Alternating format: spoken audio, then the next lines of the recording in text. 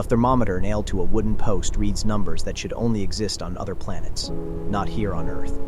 In this village, if you turn off your car engine tonight, it will never start again by morning. Ever. No one warned them. No government told them to leave. They simply stayed and built an entire life anyway. These are not survival stories. These are not tragedies.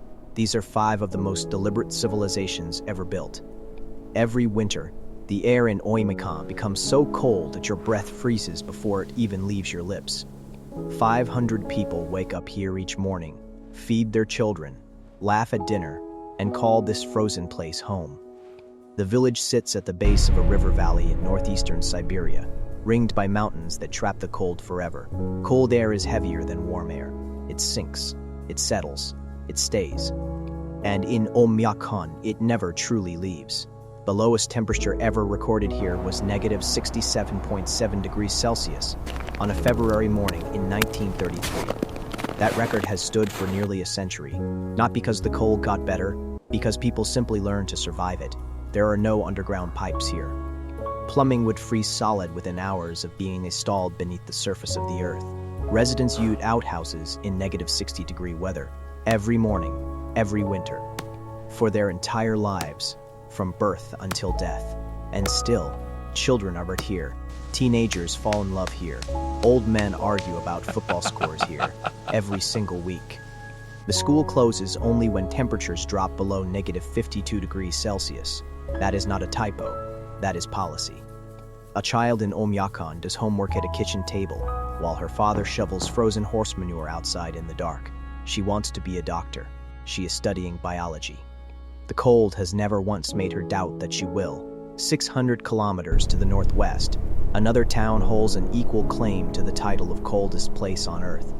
Verkhoyansk, Russia, population just over 1,000, sits above the Arctic Circle in a flat, treeless, wind-blasted river basin. Its record low temperature is negative 69.8 degrees Celsius, fractionally colder than Oymyakon on its most brutal recorded day. For decades, scientists and geographers argued about which town deserved the official title. Both towns simply continued existing through the entire debate. What makes Verkhoyansk singular in all of human geography is not its cold alone, it is the full range it endures. In the summer of 2020, Verkhoyansk recorded 38 degrees Celsius, the hottest temperature ever measured north of the Arctic Circle. That means residents of this one small town experience a temperature swing of over 107 degrees across a single year. No other inhabited place on Earth has ever recorded a greater range between its highest and lowest temperatures in recorded human history. Summer brings mosquitoes so thick they can suffocate reindeer. Winter brings silence so total you can hear your own heartbeat clearly. The same people navigate both extremes. The same grandmothers who dry fish on wooden racks in summer chop ice blocks in January. There are no complaints recorded in the town's history about the temperature. There are recipes. There are festivals. There are songs instead. Now move east, move north, move to a city that should not exist by any rational calculation of human urban planning. Yakutsk, Russia, population 330,000, is the largest city on Earth built entirely on permafrost ground. Its average annual temperature is negative 8 degrees Celsius. Its winter average is negative 40. Its record low is negative 64. And yet it has traffic jams. It has shopping centers. It has a diamond industry worth billions of American dollars annually.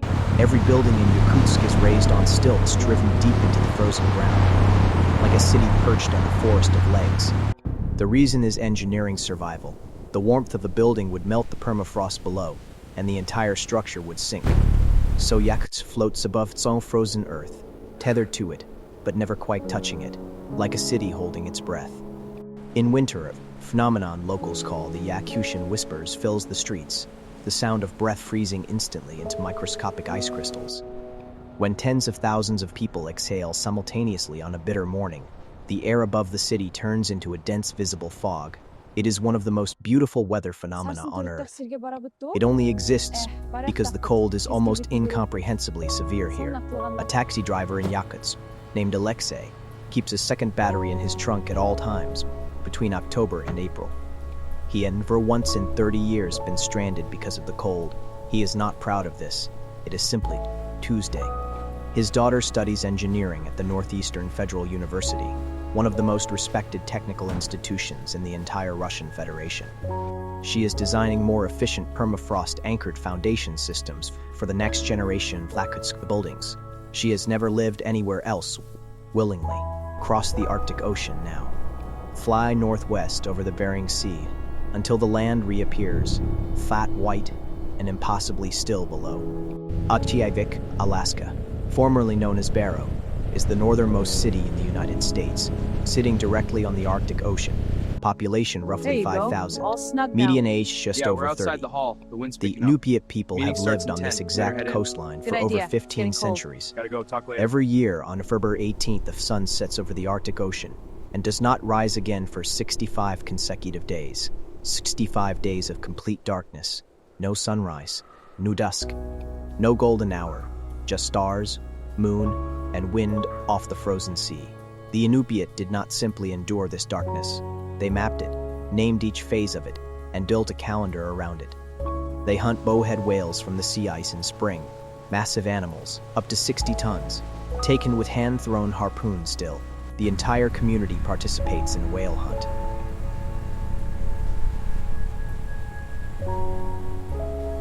The entire community shares in the whale. No family in Utqiaġvik eats alone after a hunt. A successful whale captain earns no money from the hunt. He earns something that cannot be taxed, sold, or deposited anywhere. He earns the right to be remembered. He earns respect that will outlive him by 3 or 4 full generations easily. His name will be spoken at hunts long after he is gone. That is the economy. That is the entire transaction. There is a school in Utqiaġvik where children learn Inupiat language alongside English, where elders teach ice reading as a formal academic subject. Ice reading, the ability to assess the safety, thickness, age, and movement of sea ice, is a survival skill taught like mathematics. A 12-year-old Inupiat boy can tell you, by looking at the surface texture of ice, whether it will hold a sled. His grandfather taught him. His great-grandfather taught his grandfather. The knowledge is older than the United States of America by over 1,000 years. Now turn south. Leave the Arctic entirely. Travel across oceans and continents to the coldest capital city in the entire world. Ulaanbaatar, Mongolia, population 1.5 million, sits at an elevation of over 1,300 meters on the Central Asian steppe. Its average January temperature is negative 16 degrees Celsius. Its record low is negative 49. It is cold every single month except 3. 1.5 million people have chosen, generation after generation, to live in one of the most climatically brutal cities on Earth. In the city's center, glass office towers and luxury hotels rise above streets, where cashmere shops sell the world's finest wool coats. On the city's edges, in neighborhoods called church districts, families live in traditional round felt tents, heated by small iron coal stoves. A gyr can be assembled by a family of 4 in under an hour. 1, 2, 3. It has been the Mongolian home for 2,000 years. Good. Inside a gyr in January, the temperature is warm enough for short sleeves. Outside, it is negative 35 degrees right now. The engineering of the gyr, its circular shape, layered felt walls, central stove, and adjustable roof ring, is a masterpiece of thermal design. No architect with a doctorate has improved upon it in 2,000 years. No building material performs better per unit of weight carried. But Ulaanbaatar carries a burden that its cold alone did not create, the coal smoke that blankets it every single winter. Because every gyr, every papramat, every Soviet-era building must be heated, and most of that heat comes from burning cheap, dirty Mongolian coal. The air quality in Ulaanbaatar in winter is regularly among the worst ever measured in any major city on the planet. Children in gyr districts have higher rates of respiratory disease than anywhere else in the country. The doctors know, the parents know, they know, and they still stay. Because leaving means losing the land, the language, the horses, the sky, the ancestors buried beneath it. A grandmother in the gyr district wakes at 3 in the morning every night in January to reload the stove with coal. If she sleeps through, the stove dies. If the stove dies, the pipes freeze. If the pipes freeze, the family wakes to crisis. She has done this every winter night for 40 years. She does not consider it hardship. She considers it love in its purest form, now at pullback. Look at all 5 places at once: Oymyakon, Verkhoyansk, Yakutsk, Utqiaġvik, Ulaanbaatar, from very high above the earth. They are spread across thousands of kilometers of the most brutal cold geography on Earth's northern hemisphere, separated by language, culture, and history. And yet the pattern that connects them is so precise, it looks deliberate, as if some intelligence placed them here to tell one story. Every single one of these communities built its identity not despite the cold, but entirely because of it, around it, through it. The cold was never the enemy. The cold was the architect. It designed the houses, the food, the calendar, the social structure. It determined what animals they kept, what crops they grew, what clothes they wore, how they buried their dead in frozen earth. The cold decided how far apart buildings could be spaced, how wide streets needed to be for sleds to pass through safely. In every one of these places, the cold is not a problem to be solved. It is the founding document of civilization. Now here is the part of this story that no tourism brochure, no travel documentary, no climate report wants to say directly. The cold that built these civilizations, the cold that made them possible, that protected them, that defined every detail of who they are, is leaving. Permafrost beneath Yakutsk has warmed by 2 degrees Celsius in the last 30 years. Buildings are tilting, roads are buckling, foundations are cracking. The sea ice in Utqiaġvik forms 6 weeks later than it did when the current elders were children, learning to hunt whales. The Inupiat hunters are ready in April. The ice is not.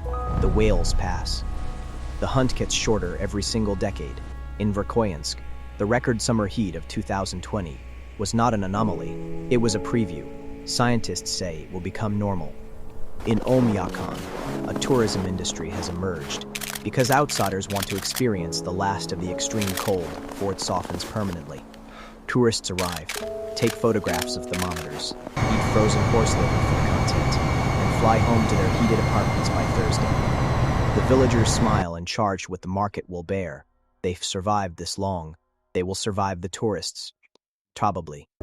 But behind the smiles is a truth that does not translate easily into any language spoken outside of northeastern Siberia in winter. These communities were not fragile. They were the most adapted human beings on Earth, in their specific environments, by every measurable standard available. And the force that is now dismantling them is not war, not disease, not famine. It is the exhaust of everyone watching this video. A child in Oymyakon draws a picture of winter in school. White mountains, frozen river, smoke curling from a yellow house. Her teacher pins it to the wall beside a climate projection map showing average temperatures in northeastern Siberia 40 years from tonight. The drawing and the map do not match. They will never match again. The child has not been told this yet. In Yakutsk, a structural engineer named Nadia measures the tilt of a Soviet-era apartment block for freeforms with precise surveying equipment. She records the numbers. She files the reports. She does not tell the 300 families inside the tilt is accelerating slightly. She will tell them when she must. Until then, she measures. She files. She drives home across frozen ground that may not always be there. Utqiaġvik, an elder named Isaac sits at the community center and teaches a class of 8-year-olds how to read ice.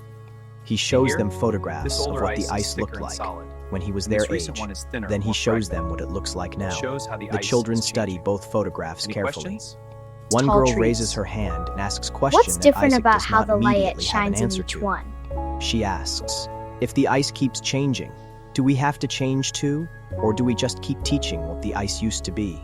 Isaac is quiet for a long moment. Outside, the Arctic wind moves across the ocean. Somewhere far out, a bowhead whale surfaces briefly.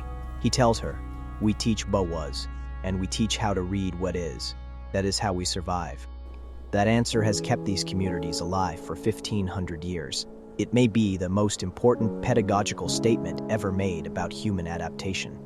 And so here is the question this film leaves with you, the one that will follow you home tonight, past your thermostat, into your warm bed. 5 communities. 5 of the coldest places human beings have ever chosen to call home. 5 civilizations, built on a foundation of permanent cold. They did not ask the planet to change. They did not burn the fuel that is warming it. They bait lives that required none of it. Their world is ending, not because they failed to adapt, but because the rest of us never had to adapt at all. So the question is not whether they can survive what is coming. They have survived everything that has ever come for them before now.